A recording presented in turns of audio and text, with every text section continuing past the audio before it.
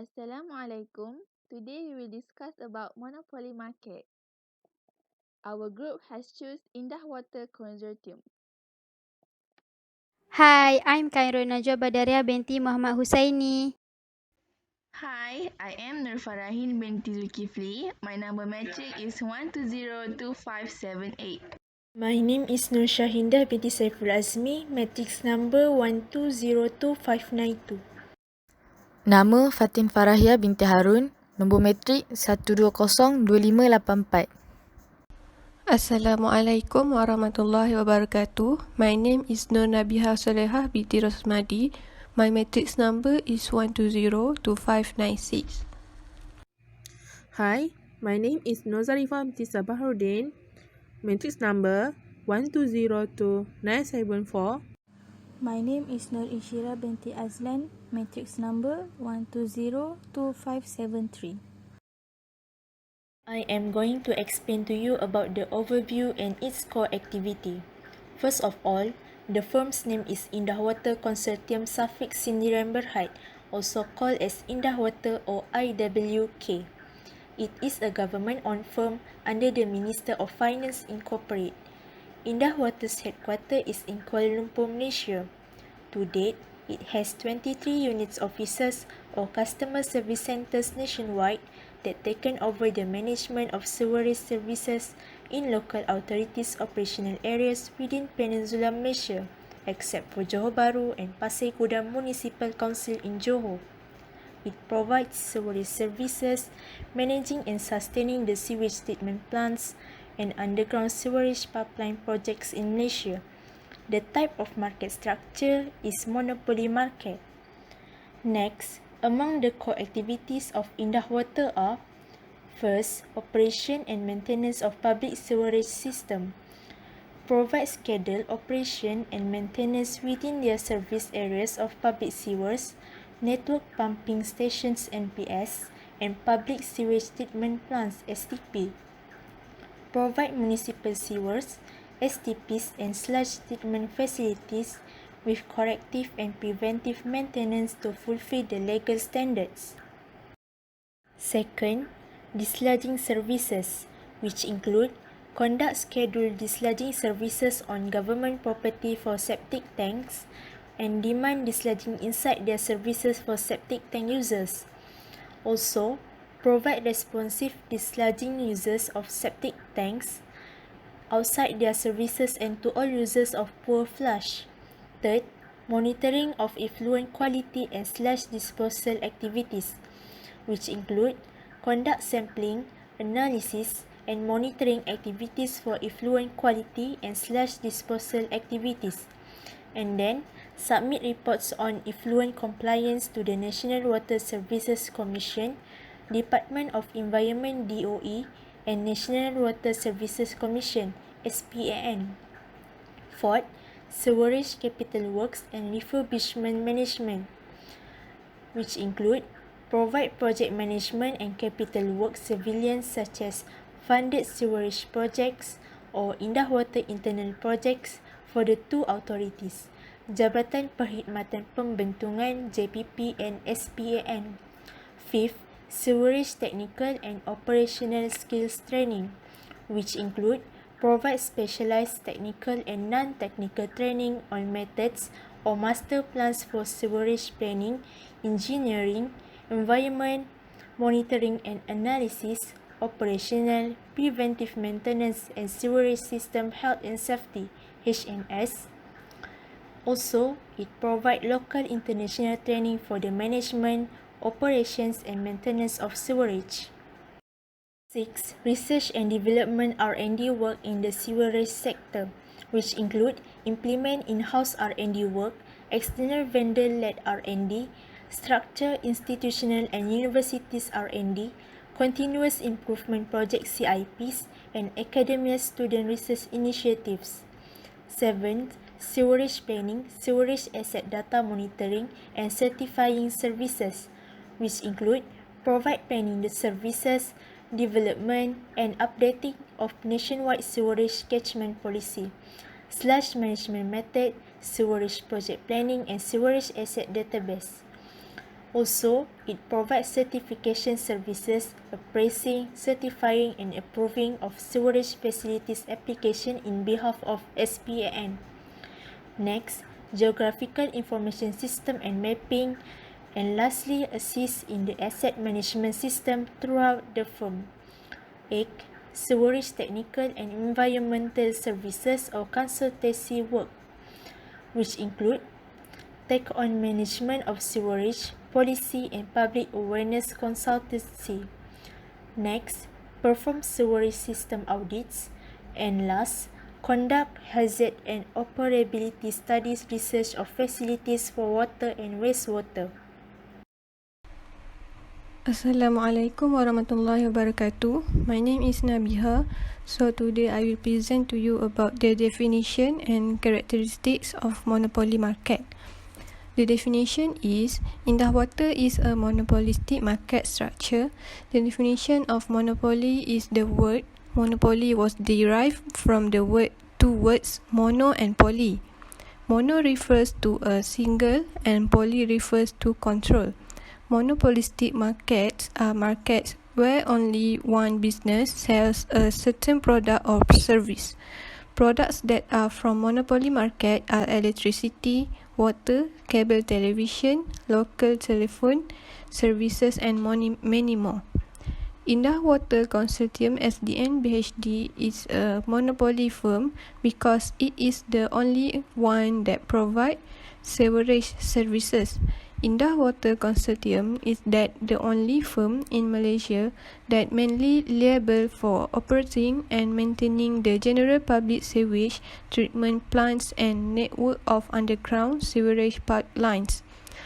A monopolistic market structure has the characteristics of a poor monopoly, where the market is entirely dominated by a single entity and the availability and price of a product or service is decided. Hence, Indah Water is a monopolistic market because it is a non-competitive market. There are many characteristics of monopoly. Number 1, single supplier. A single supplier controls a monopolistic sector. The consumer demand for a product or service is therefore the necessity of the company for the product or service offered by the firm. The firm is the same as the industry for practical purposes. Number 2, no close substitutes. Consumers have no choice other than what is produced by the monopolist and they cannot find any substitute of the product.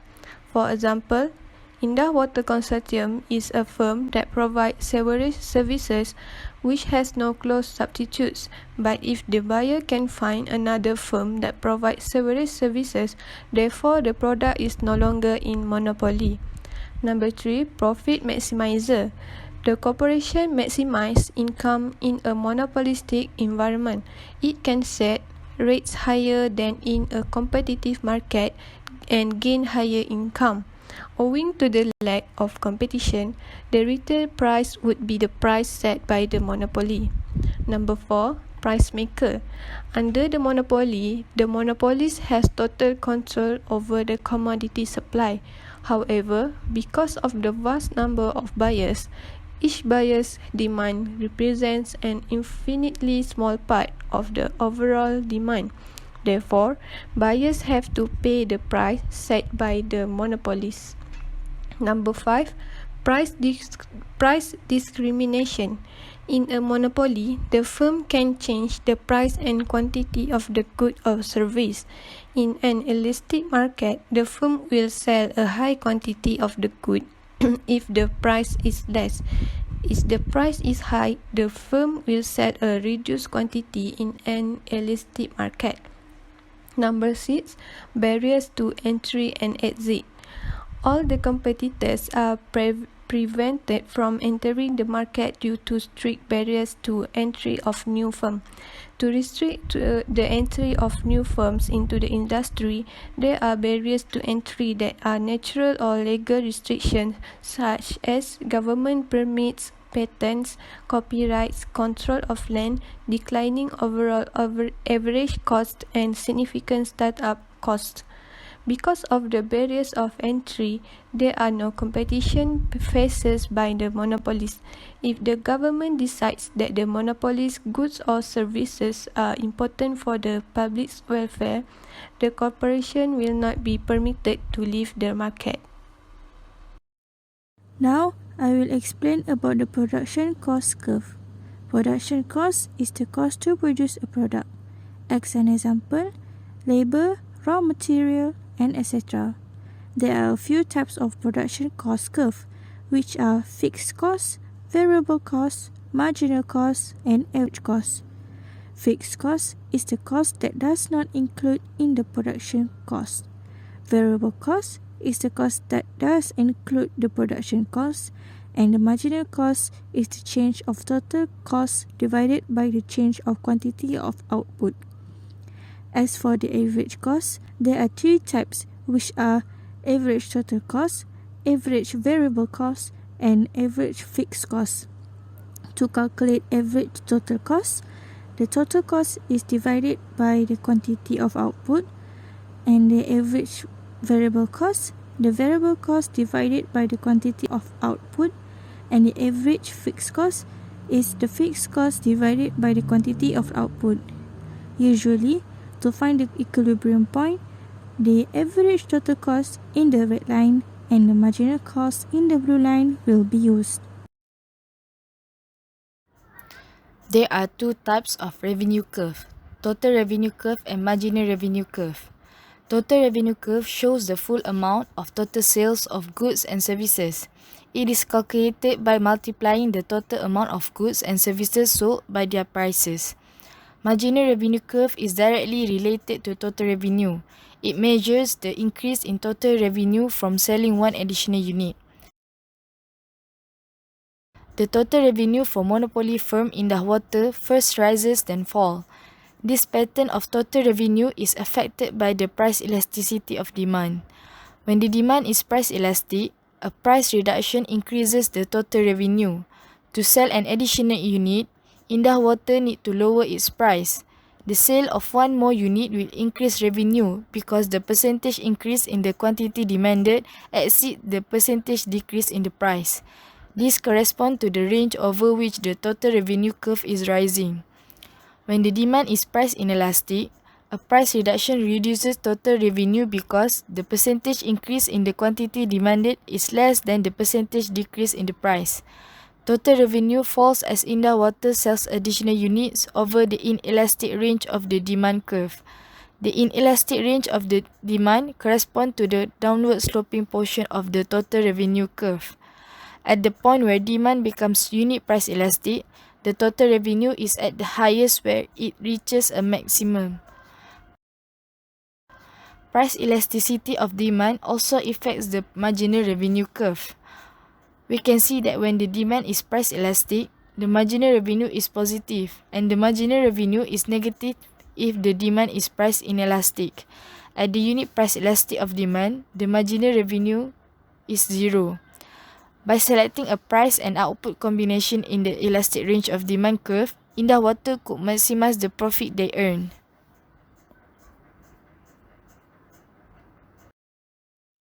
Hi, my name is Nozarifa Baharudin. I will talk about pricing strategy. In a monopoly, the goal of delivering a pricing strategy is to maximize profits. The market price is determined by the demand for goods or services. If the monopoly want to set the highest price possible and still be able to sell all goods manufactured, a monopoly must determine the correct level of output to maximize profits. A monopoly has an advantage over other market structure in determining price because consumers cannot easily exchange the product for a comparable one from the local provider. As we know, there is no comparable service company except for Indah Water in Malaysia. The table below shows that the target of servers charged by Indah Water into a different categories, but I will show you a category for the governments, industrial, and domestic. For government, there are two tables, for the monthly basic charge and also the monthly exit charge. For industrial, there are two categories, For the premise is distributing individual septic tank service and also a connected sewerage service. For domestic, there are few categories like low-cost house, government quarters, house in village and estates, permits and government quarters in few categories for the different services. The table will show that the price combination happens. What is the price discrimination? Price discrimination happens when a firm charges a different price to a different group of consumers for an identical good or services. There are many forms of price discrimination happen in the monopoly, such as coupons, discount based on the occupation or gender, retail incentive, and so on. Based on the table above, it shows that there are different price for the different categories of customer in the Indah water, so price discrimination happens. The study of several charts of Indah water was decided by the government of Malaysia based on the principle of affordability and equitability. It is to ensure that the collection from the different category of customer is sufficient to finance the development and management of a modern and efficient sewerage system in Malaysia. This is because the repair and upgrading work of all sewerage treatment plants throughout Malaysia require a lot of money, and a lot of the expenses is obtained from the sewerage charge. This shows that the reason for the occurrence of the price commission in Indah water that is to upgrade the level of sewerage system management in Malaysia more better. Equilibrium conditions in the short run and long run. What is equilibrium level in monopoly? It is the situation where the level of output in which marginal revenue equals to marginal cost. There are three possibilities for a firm's equilibrium in monopoly. First, if the average cost is equal to the average revenue, then the firm earns normal profits. Next, if the average cost is less than the average revenue, the firm earns supernormal profits. And lastly, if the average cost is more than the average revenue, the firm incurs losses. There are two conditions of equilibrium, which is actually it is the same for those firms under perfect competition. The first condition is the marginal cost must equal to marginal revenue. Second, marginal cost curve cuts the marginal revenue curve from below. In short-run equilibrium, monopolies have to keep an eye on the variable cost. Monopolist firm cannot vary all its factors of production. The firm might incur losses, but the firm will shut down only if the losses exceed its fixed cost. But if the demand for the product is high, the firm might make supernormal profits. However, in the long-run equilibrium, monopolist has the time to expand his plant or to use his existing plant at any level, which will maximize his profit. Monopolists can change the size of a plant in response to a change in demand. The firm will make adjustments in the amount of the factors, fixed and variable, so that marginal revenue equals not only to short-run marginal cost, but also long-run marginal cost. Next, we will look at the characteristics of the four firm behavior, which are perfect competition, monopoly, monopolistic competition, and oligopoly. Based on the table, for perfect competition, there are many sellers and many buyers. This occurs because the goods sales are largely the same. They are also said to be price taker because both seller and buyers need to follow the determined price. Next characteristic is firm can enter or exit the market freely. Anyone can sell the goods and can stop sell the goods without impacting the situation. The next firm is monopoly. Monopoly is a unique firm as it is the sole seller of the products. The good that offered by this firm also has no close substitute. Monopoly firm is not a free entry and exit firm. If the seller stop offering the good, consumer cannot get the good from the other firm. The next one is monopoly is a price maker. The firm can decide the price they want to charge the consumer. The example of monopoly firm is Indah Water that we focus in this discussion. After that, we shall move to monopolistic competition. This firm has many sellers as the sellers targeting the same group of customer. After that, good offers are slightly different from the other firms. For example, novels and movies. The goods are said to be slightly different as the content is different but the type of good is same. The sellers also said to be price maker as they are the one who decide the market price. Even some of the goods are high priced than the other one, consumer will buy it because the goods are different quality. Next one is firm can enter or exit the market freely. Like example, anyone can be a novel writer or movie director. The last firm we will look at is oligopoly. Oligopoly has a few sellers. Oligopoly firm also can act like monopoly firm as they produce small amount of good and charging them above the marginal cost. Oligopoly is interdependent firm as they only have few rivals. They are also price maker as they act as monopolies. Next, we will focus on advantage and disadvantage of monopoly firm.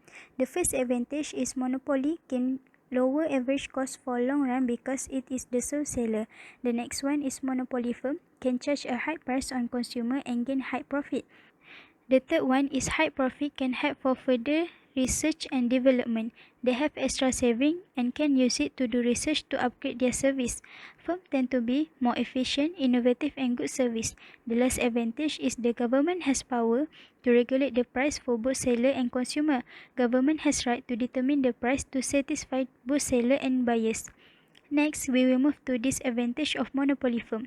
The first one is diseconomics in scale may happen as it is such a big firm. The second one is consumer has to pay higher prices than the competitive market. Due to the monopoly firm is price maker, so they can decide which price to charge to the consumer. Next, monopoly can be efficiency as it can gain high profit.